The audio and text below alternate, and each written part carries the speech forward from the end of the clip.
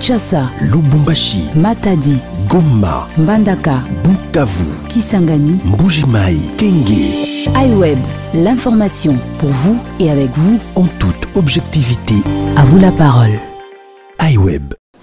Élu à la circonscription de Lukunga, l'honorable député national Jean-Jacques Mamba est l'invité de ces top 15. Messieurs, dames, bonjour.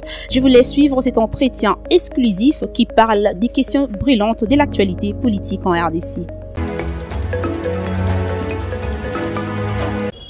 Bonjour honorable Jean-Jacques Mamba. Bonjour madame. L'actualité en RDC, c'est aussi cette affaire de Gilles Alinguete et Tony Mwaba. Vous êtes un élu, un homme crédible. Comment jugez-vous cette affaire, Tony Mwaba et Gilles Alinguete? Écoutez, c'est un problème qui est assez complexe dans la mesure où ça fait quand même plusieurs années que notre système politique est habitué à la culture du cash. Ça veut dire que la plupart des paiements sont faits en procédure d'urgence et cette procédure implique des mouvements assez importants de l'argent en liquide. Je crois que c'est quand même une des sources des détournements qu'il y a dans ce pays. L'autre problème, c'est celui que pose le ministre de l'EPST dès lors qu'il considère qu'aujourd'hui, alors que la gratuité de l'enseignement a amoindri la capacité d'accueil des établissements, que la plupart de nos élèves étudient à même le sol, de considérer qu'il serait important ou primordial ou nécessaire en ce moment-ci d'avoir des cartes biométriques pour les élèves. C'est un projet qui coûterait, d'après ce que j'ai pu comprendre, 108 millions et qu'il fallait verser un acompte de 2 millions. Alors que 2 millions, comme je laissé de le dire souvent, peuvent fabriquer 100 000 bancs. Donc en termes de priorité, j'estime pour ma part que le ministre devrait, dans le cadre de l'accompagnement de la gratuité de l'enseignement, améliorer les structures d'accueil, améliorer la capacité d'accueil des élèves, travailler de sorte que les professeurs soient de mieux en mieux payés pour ne pas toucher à la qualité de l'enseignement. Ce sont à mon sens les priorités sur lesquelles le ministre devait s'appesantir. Maintenant, ce que pose comme problème M. Alinguete, c'est un problème réel. Il est tout à fait anormal de laisser 16 millions être manipulés en liquide par qui que ce soit parce que la tentation est quand même grande. Alors, nous remarquons de plus en plus que les débats semblent aller évanescents. Selon vous, quel serait alors le sort de l'EPST, puisque ces derniers est accusé d'avoir tentative pour détournement de 6 millions de dollars américains. Quel serait le sort de l'EPST? Non, il n'y a pas de sort. Je crois qu'ici, on est dans la sémantique. Qui dit détournement, qui parle d'intention de détourner, ça, ce n'est pas notre problème. Notre problème, notre propos, c'est de dire que l'État doit fonctionner selon une certaine orthodoxie qui impose à ce que tous les mouvements du personnel en termes de paiement, toutes les liquidations de paiement se passent par voie bancaire pour question de traçabilité et de contrôle. Il n'est plus question, dans un pays qui se veut moderne, de laisser comme ça les gens être payés voilà, de main à main. Je crois que c'est quelque chose qui est tout à fait illogique, qu'il faut bannir. Donc ce problème-là étant posé, le deuxième problème à poser, c'est de savoir comment est-ce que nous hiérarchisons les priorités dans le secteur de l'enseignement.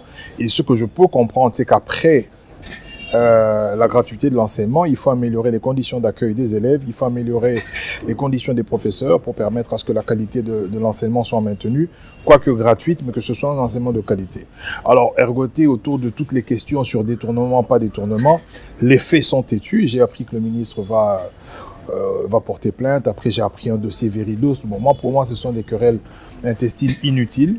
Le plus important, c'est de maintenir le principe que tous les paiements doivent se faire, et même si c'est un paiement de 1 dollar ou de 1 franc congolais, doivent se faire par voie bancaire. Ça, c'est d'abord le principe. Et de deux, en ce qui concerne l'enseignement, il faut maintenir la qualité. Et pour maintenir la qualité, il faut améliorer les conditions des professeurs, mais aussi améliorer les conditions d'accueil de nos élèves.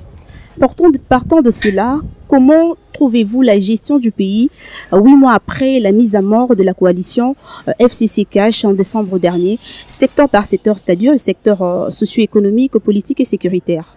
Mais écoutez, il y a des efforts à fournir, hein. Nous sommes quand même un pays qui est difficile à gérer. Nous sommes un pays qui économiquement est très faible, quoiqu'il y a quelques appuis budgétaires qui arrivent. Mais aussi, nous sommes l'un des pays les plus corrompus au monde. Et je pense que notre victoire, ou la plus grande victoire qui va peut-être caractériser l'Union sacrée, pour ceux qui s'y mettent en tout cas, ce serait de reclasser le pays et de le ressortir de la zone rouge des pays les plus corrompus au monde, parce que c'est la corruption qui empêche à ce que nous ayons des investissements plutôt sérieux et qui permettrait effectivement d'absorber la demande d'emploi qui est très croissante, hein, parce que comme on le dit souvent, notre taux de chômage structurel est de plus de 90%. Donc pour régler cela, il faut d'abord que nous luttions contre la corruption, que nous soyons un pays digne de recevoir des investisseurs sérieux, que nous améliorons notre fiscalité, de sorte que dans notre pays, les gens qui y viennent soient sécurisés sur le plan financier mais juridique aussi. Parlant de l'Assemblée nationale, ces grands palais où jaillissent des idées fortes et forces. Si on vous demandait de faire un lien entre la présidence Mabunda et Mbosso, quelle serait votre réponse? À chacun son style. Je pense qu'il y a des choses qui ont été reprochées à ma collègue Mabunda. Il y en a que nous reprocherons aussi au collègue Mbosso. L'histoire fera son travail, mais en termes de production parlementaire, de manière générale, cette législature est moins performante qu'en 2006, en 2011, et c'est une législature qui a connu beaucoup de turbulences. Maintenant, vous avez entendu, il y a plusieurs scandales, et je crois que l'affaire, par exemple, en ce qui concerne le dossier de la CENI, nous risquons d'atteindre le même résultat, celui que nous avions obtenu avec Mme Mabunda, ma collègue, dès lors que les confessions religieuses telles que l'Église catholique et l'Église protestantes ne sont pas parties au processus, qu'elles récusent le PV, on risque de reprocher à Mbosso la même chose qu'on a reproché à Mabunda. Donc la comparaison sera faite par l'histoire.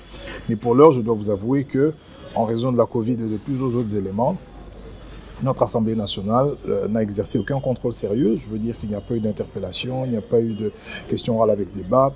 On est tous entrés dans cette guéguerre FCC Cash. Il fallait changer de bureau, il y a eu des pétitions. J'étais aussi auteur d'une pétition. Donc je pense que sur ce plan de vue-là, c'est un échec collectif qu'il faut assumer. Alors, il y a déjà une certaine opinion qui accuse Mbosso de faire un coup assassin au débat parlementaire. Est-ce que vous vivez l'une des meilleures législatures? Non, je viens de vous le dire, hein, le débat démocratique a pris un coup. Il y a des questions, par exemple celle de la RAM, qui ont été posées, qui n'ont jamais été alignées. Personnellement, j'avais adressé une interpellation au ministre du Commerce extérieur et elle n'a jamais été alignée. C'est vrai qu'il y a des difficultés à ce niveau-là, mais il appartient au président du bureau d'être en mesure de répondre à toutes les attentes qu'exige ce genre d'institution. En tout cas, nous l'appelons de tous nos vœux. Je tiens à rappeler ici que vous êtes auteur d'une proposition de loi sur l'ordre national des urbanistes. Une question écrite au ministre de Pétentique sur la probabilité de numéros de téléphone et tant d'autres actions parlementaires. Pourriez-vous nous expliquer le sens et l'opportunité de votre engagement? En ce qui concerne la portabilité des numéros mobiles, il faut savoir qu'aujourd'hui, dans le monde moderne, les téléphones font partie de l'identité. Et donc, il y a beaucoup de personnes qui ne changent pas de numéro, non parce qu'ils sont attachés à leur réseau, mais parce qu'ils sont attachés vraiment au numéro. Et c'est un travail fastidieux que de changer de numéro et d'informer à tous ses correspondants. Donc, avec la portabilité de numéros, ce qui se fait déjà au Kenya, en Afrique du Sud et partout en Europe, chaque utilisateur a la possibilité, lorsqu'il n'est pas satisfait par son réseau, d'aller vers un autre réseau en conservant ce numéro. C'est déjà inscrit dans la loi, mais ce n'est pas d'application. Donc, nous avons rappelé cette question au ministre des Pétentique. Malheureusement, jusqu'à présent, nous n'avons pas de réponse. Il faut que chaque Congolais soit libre d'aller vers le réseau qui lui offre plus d'avantages. Alors, en ce qui concerne la loi sur l'ordre des urbanistes, mais vous avez vu comment cette ville, on a fait des sauts de moutons, on a fait croire au chef de l'État qu'en faisant des sauts de moutons, on allait réguler la circulation, mais ça a compliqué la circulation davantage. Il faut une approche globale, faite par des ordres organisés comme les urbanistes pour faire des propositions en ce qui concerne la viabilité de notre capitale. C'est comme cela que, comme cet ordre-là n'existe pas ici alors qu'il existe un peu partout en Afrique, nous avions pensé que les organiser en corporation afin de faire imposer leurs avis et considérations dans toutes les constructions publiques ou toutes les œuvres publiques qui sont engagées par le gouvernement. Alors, honorable, un mot sur la désignation de membres du bureau de la CENI. Déjà en 2021, ça s'ajoute déjà. Est-ce qu'en 2023, nous aurons des élections transparentes et crédibles? Sur la transparence, on ne pourra le dire qu'après les résultats, mais en ce qui concerne l'apaisement, je ne pense pas. Dès lors que vous aurez une église catholique et protestante qui sont des acteurs sociaux prépondérants, qui seront en marge du processus, on risque d'épiloguer sur ce qu'on a vu en 2018, où l'église catholique, carrément, avec l'église protestante, s'était mise en campagne électorale contre le candidat du FCC. Et dès lors que l'Église se met à plein régime dans une contre-campagne, ce n'est jamais facile pour le candidat qui est ciblé. Donc, en dehors de cela, moi j'ai toujours proposé de couper le cordon ombilical entre les compétiteurs et les organisateurs, c'est-à-dire entre ceux qui vont aller aux élections et ceux qui vont organiser les élections. On a proposé une série on a fait une série de propositions. Malheureusement, nous avons été minorisés, mais aujourd'hui, nous retombons sur le même sujet, nous retombons dans la même situation où vous avez une partie des confessions qui n'est pas d'accord et il y aura probablement un entérinement par l'Assemblée nationale d'un candidat qui n'est pas porté par les églises les plus prépondérantes et ce sera rebelote, donc je risque de penser, enfin je pense certainement que le processus ne sera pas apaisé. Maintenant, quant à la transparence, on verra bien après les résultats.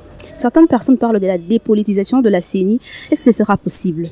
C'est tout à fait possible si, par exemple, moi l'exemple que je donne et ce que j'ai proposé dans mon groupe parlementaire, même si j'étais minorisé, c'est qu'il est possible d'avoir une commission nationale de désignation des candidats membres du bureau de la CENI. Cette commission nationale peut être faite de 26 membres, chacun venant d'une province, mais ils ne sont pas désignés dans les provinces, ils sont tirés au sort. Ça veut dire que vous avez un endroit où vous créez des commissions où les gens viennent déposer des dossiers dans chaque province. Ça peut être des commissions rattachées au ministère de l'Intérieur. Et on fait un tirage au sort dans les provinces. Donc vous allez retrouver 26 personnes, tous issus d'une province et qui ne se connaissent pas a priori. Et on peut confier le travail de désignation à ces personnes qui, eux, établiront le profil de la personne et permettront à quiconque qui pense avoir le profil d'être membre à tel ou tel autre poste de déposer sa candidature sans provenir d'un parti politique. Donc, c'est-à-dire qu'en ce moment-là, vous aurez par exemple pour chaque poste 20-30 candidatures. On fait un appel à témoins pour que les gens déposent des témoignages si elles connaissent ces personnes. S'il y a des mauvais témoignages, ça permet de faire un premier filtre. Et lorsqu'elles resteront 5 par poste, on fait un dernier tirage au sort, de sorte que ce soit toute la communauté, toute la population qui est désignée et que la dose aléatoire ne permette pas d'avoir une influence quelconque certaine sur une personne finalement qui est le fruit du sort. Parce que lorsque vous êtes le fruit d'une désignation, vous restez redevable. Lorsque vous êtes le fruit du sort, vous ne l'êtes pas. Alors, bouclons cette actualité par cette question. Les CC, l'Église catholique, en démarche pour rencontrer le président de la République. Pensez-vous que cette démarche va aboutir? Je ne sais pas si elle aboutira. Le chef de l'État est le garant du bon fonctionnement des institutions. C'est lui qui lui est censé jouer le rôle d'arbitre. Si l'Église catholique va s'en référer au chef de l'État, c'est son droit le plus légitime. Maintenant, savoir si le chef de l'État donnera satisfaction aux préoccupations des églises, ça je ne peux pas vous le dire.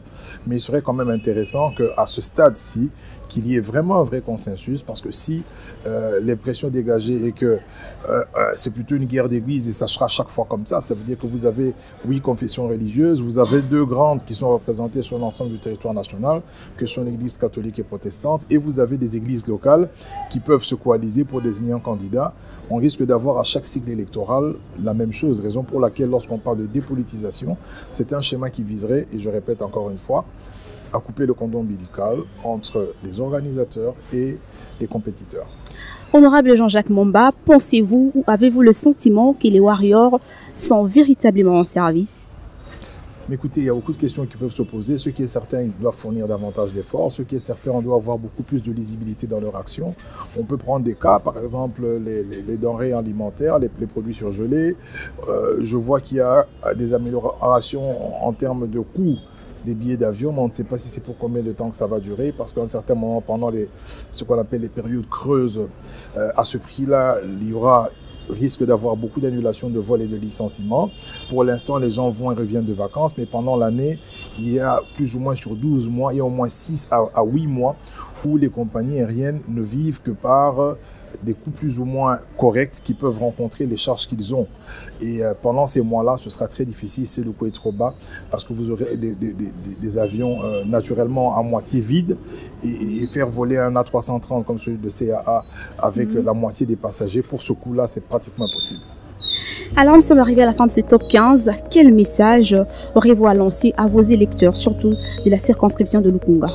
Écoutez, les temps sont durs, nous comprenons tous la situation, nous nous impliquons, nous avons reçu la mission de batailler pour rencontrer les préoccupations de nos populations. C'est ce que nous faisons par des contrôles parlementaires, par des assistances diverses, mais c'est vrai que ce n'est pas évident. Vous avez cité 2 propositions de loi, il y a une 3e sur la profession de Wissaria.